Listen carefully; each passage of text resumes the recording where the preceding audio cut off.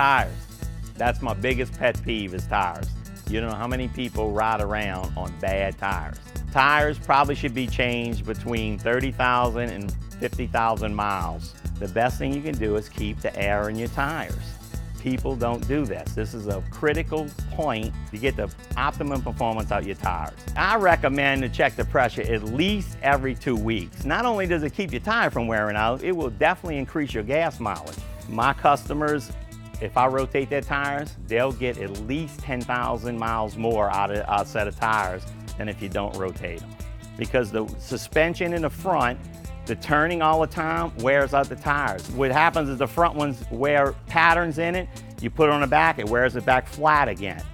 And that's what saves your tires. You should be rotating your tires at least every 10,000 miles.